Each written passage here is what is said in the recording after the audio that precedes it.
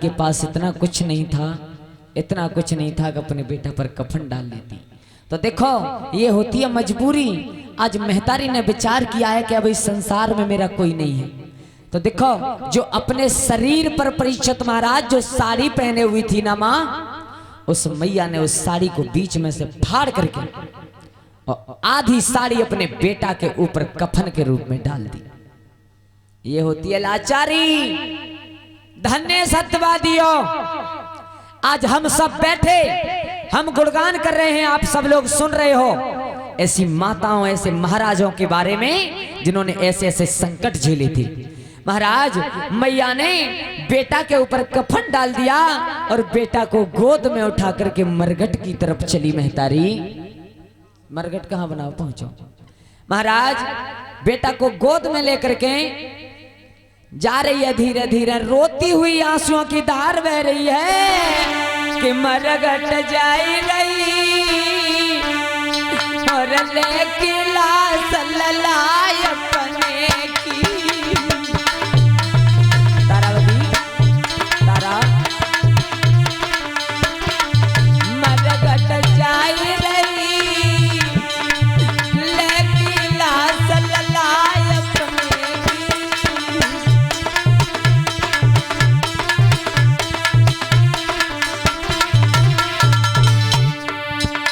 धन्य मेरी माताओं, धन्य।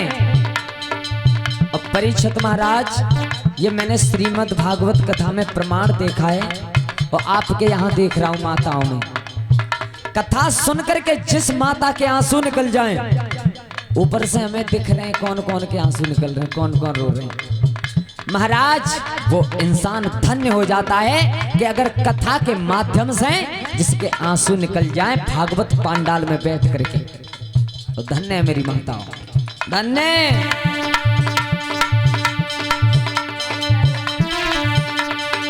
मरघट जाई रही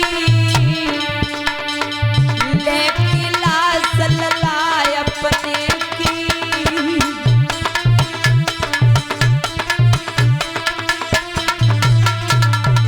महाराज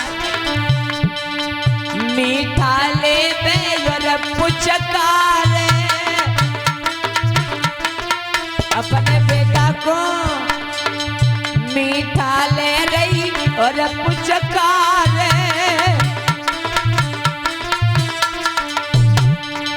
निज हाथ नसी लला को जा रे।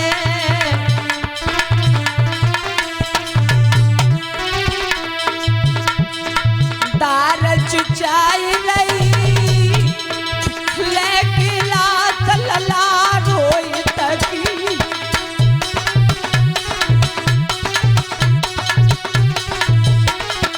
महाराज मैया इतनी पागल हो चुकी थी बेटा के ब्रह में। अब बेटा का दुख क्या होता है उस महतारी को पूछो जिस महतारी के सामने बेटा चला जाए। महाराज मैया जमीन पे गिर गई। बेटा रोहतास को उठा लिया, बेटा लाला तेरे लगी तो ना मरे भाई बेटा से पूछ रही है। महाराज अंदाज लगाना महतारी कितनी पागल हो चुकी थी।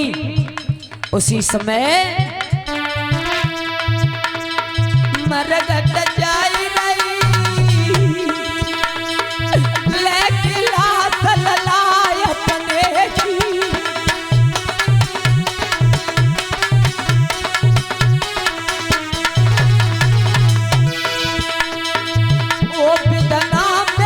समझ फूटी अजो गैया चोरे में लूटी। छाती मेरी फाट रही लेके लाश लला अपने की।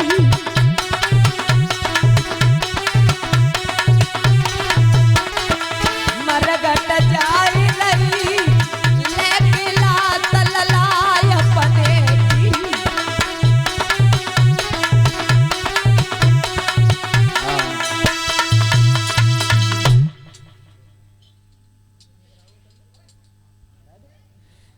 महाराज मैया तारा धीरे धीरे धीरे धीरे धीरे धीरे गिरती है, कभी उठती है और ले जाकर के लाश अपने बेटा की मरघट में रख ली मरघट में।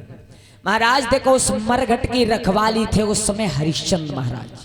हरिश्चंद्र मैया तारावती बेटा को देख लेती है, रो लेती है। हरिश्चंद्र के कानों में आवाज बड़ी दूर से आवाज लगाई, कौन हो इस मरघट में? क्या तुम इस मरघट का नियम नहीं जानते हो? हरिश्चंद्र बातें चिल्लाते हुए और तारा के पास में पहुंच गई और तारा को देखा, बोले रानी तुम? तारा ने हाथ जोड़े, हाँ पिया मैं। हरिश्चंद्र महाराज बोले तुम क्यों आई हो? क्यों आई हो? कारण क्या है जो तुम इस मरघट में आई हो?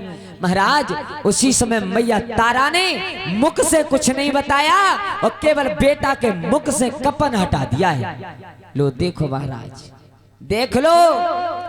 हरिश्चंद्र महाराज को बेटा को देख करके चक्कर आ गए एकदम। महाराज गिरते गिरते बच गए और फिर होश संभाला। रानी रानी ये कैसे हुआ? कैसे हुआ?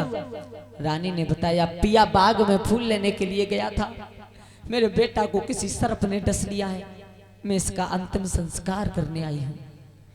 हरिश्चंद्र महाराज होश संभाल करके बोले, रानी अब देखो जो हुआ वो तो हुआ, अब एक काम करो। क्या? बोले मेरे मालिक का आदेश है कि इस मरघट में अगर किसी की लाश जलती है ना तो उसे कर का टका देना पड़ता है। टका। तारावती अचंभे में पड़ गई, अचंभे में। बोले पिया तुम हमसे मांग रहे हो? हमसे? बोले हाँ रानी, ये मेरा धर्म है, अगर तुम टका नहीं दोगी तो मेरा धर्म नष्ट हो जाएगा। तो तारा मैया रोई गई महाराज और घुटनों के बल बैठ करके हाथ जोड़ करके बोली अपने पिया से, पिया मुझे क्या मालूम थी? अरे सुनो सजन दर ध्यान, रात दिन जब मरघट में सूखे, पूरी रात पूरा दिन निकल जाता है, तुम्हारी काया सूख गई, पर हमें का मालूम आती सजन तुम एक टका के भूखे। पिया अगर मुझे ऐसी मालूम नहीं थी कि तुम एक टपका के पीछे तो मेरे बेटा की लाश नहीं जलने दोगे। तारावती रोकर के बोली, पिया अरे डूब रही धवल में नैया, निक दिल में करो विचार, तो जिया प्यारो छैया। पिया तुम्हें माल में ये मेरा बेटा अकेले का नहीं है, तुम भी पिता हो। अगर तुम पिता हो तो ये तुम्हारा धर्म बनता है कि मेरे बेटा के अंतिम संस्कार में हाथ लगाओ। हरिश्चंद्र बोले, रानी चाहे कुछ हो जाए, चाहे कुछ, चंद्र टरे सूरज टरे, टरे जगत व्यवहार, पर पे दृढ़ व्रत हरिश्चंद्र को टरे न सत्य विचार। चाहे बेटा मर जाए और चाहे तुम मर जाओ, चाहे कुछ हो जाए, लेकिन मुझे टका चाहिए ही चाहिए। सोई जोरे दोनों हाथ, नारे सैया से पतलानी, परीक्षत जोरे दोनों हाथ, नारे सजना से बतलानी।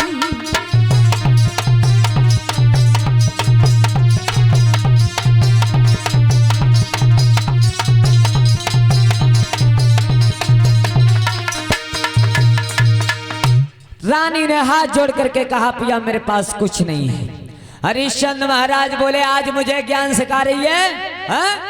उस दिन की याद कर जब तूने नदी पर मेरा जल का घड़ा नहीं उठवाया था रानी, अगर तेरा धर्म उस समय नष्ट हो रहा था तो आज मेरा धर्म इस जगह पर खत्म हो जाएगा अगर मैंने बगैर टका लिए तेरी लाश जल जाने दी तो।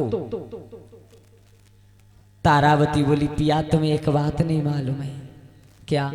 बोले मेरे पास इतना कुछ नहीं है कि मैं अपने बेटा का कफन बना लेती। तब मैंने अपनी आधी साड़ी को चीर करके बेटा पर कफन बनाया। मैया रोने लगी और रो करके बोली सैया अरे मुँह पे हो करम ती मांगो बरतार मुँह पे।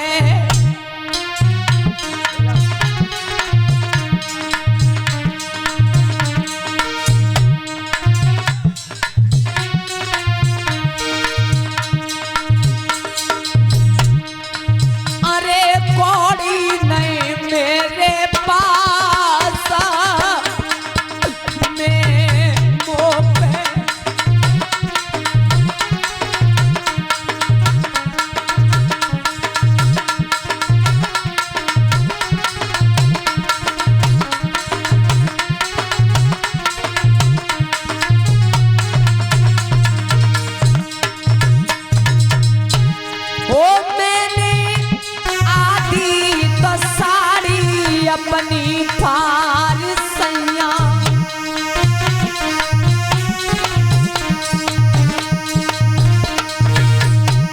ओ मैंने आधी तो साड़ी अपनी फारी।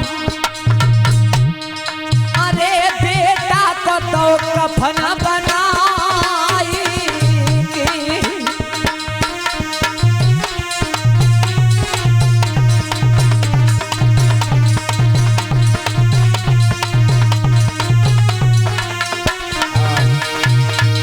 महाराज तारावती ने रो रो करके कह दिया पिया मेरे पास कुछ नहीं है। हरिश्चंद्र बोले तुम्हारे पास जो होगा कुछ ना कुछ मैं कर लेकर के तभी लाश जलने दूंगा। और महाराज हरिश्चंद्र ने देखा कि रानी के जो आधी साड़ी बची थी झपट करके हरिश्चंद्र ने खींच ली करके रूप में ले ली। महाराज ये होता है सत्य, ये होता है सत्य।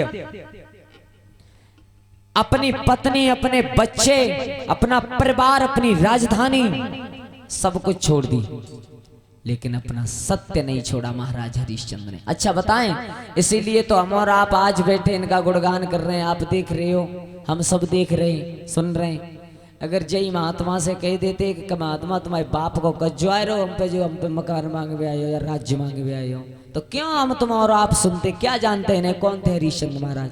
लेकिन दान में इतनी बड़ी ताकत होती है महाराज। उसी समय मैया तारावती ने हरिश्चंद्र ने जो झपट करके साड़ी खींच ली, आधी तन पर रहती वो भी छूट गई और मरघट में जाकर के अपना कार्य किया है। उठ जाओ मैया तारा यहां से।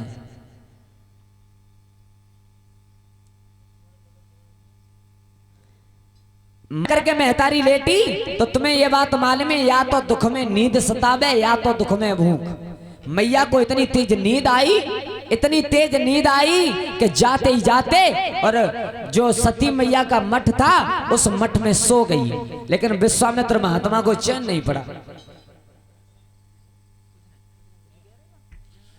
विश्वामित्र महात्मा को चैन नहीं पड़ा तो कुछ थोड़ा सा खून मैया के मुख से लगा दिया और खून लगा करके फिर काशी में हल्ला कर दिया कि अब तुम्हारे नगर में एक डायन आ गई है जो छोटे छोटे बच्चों को खा रही है। बारे विश्वामित्र महात्मा, तुमने तो गजब कर दिया।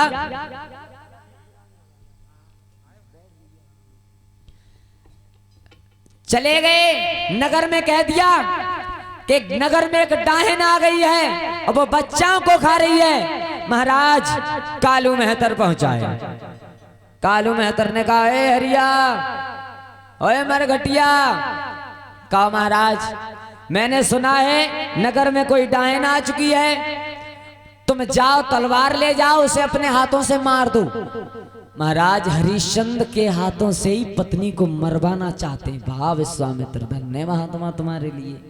हरिश्चंद्र ने देर नहीं की, चले हरिश्चंद्र महाराज। तारावती सो रही थी, केस पकड़ लिए अपने हाथ से, केस पकड़ लिए और तलवार उठाई मारने के लिए। तारावती की आंखें खुल गई, बोले पिया मुझे मार रहे हो, मुझे मार रहे हो क्या? बोले हाँ। हरिश्चंद्र कहने लगे रानी मुझे मालूम पड़ गया, मुझे मालूम पड़ गया, अब ये संसार तब ही मानेगा जब मैं तुझे अपने हाथों से मार दूंगा तब, उससे पहले ये संसार नहीं मानेगा। रानी बोली पिया अगर मारना चाहते हो तो मार दो, क्योंकि मेरा भी उद्धार हो जाएगा, पति के हाथों से मर जाऊं। महाराज हाथ में केस, एक हाथ में हरिश्चंद्र की तलवार लगी है, और जैसे ही शीश काटना चाहते हैं तब तक विश्वामित्र तोड़ करके पहुंच गए, तलवार पकड़ लिया। राजा पागल है क्या, पागल है क्या है? क्या कर रहा है? हरिश्चंद्र ने कहा तुम फिर आ गए आज हैं? ए महात्मा आज फिर आए गए तुम, उस दिन आए थे मेरा राजपाट सब कुछ ले गए, अब का जान ले भी आए हो हमारी, चले जाओ यहां से। विश्वामित्र बोले लेने नहीं बल्कि तुम्हें देने आया हूं। क्या मतलब? मतलब क्या है तुम्हारा? बोले मतलब ये है कि हम तुम्हें तुम्हारा सब कुछ वापस करेंगे। तारावती बोली महाराज तुम वापस क्या करोगे हैं? मेरा एक बेटा था वो भी सर्प ने डस लिया, वो भी मर गया, मैं राजपाट का क्या करूंगी? उसी समय विश्वामित्र बोले झूठ ना बोलो, बेटा तुम्हारा है तुम्हारे पास, आवाज लगाओ। तारावती हरिश्चंद्र खड़े हैं और आवाज लगाई है बेटा के लिए कि रोहित रोहित आवाज लगी, और बेटा आवाज सुन पाई है, और दौड़त दौड़त आई रहो मैया मिलयो चिप ताई, अरे मैया मिलयो चिप।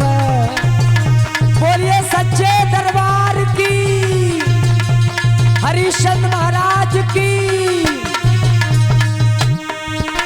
दौड़त दौड़त बेटा आई रहो, मैया ने गले लगायो है। थोड़ी देर और बैठोगे, कोई जाओगे नहीं अभी। तब विश्वामित्र ने सोच समझी, राजा को राज लौटायो है, राजा को।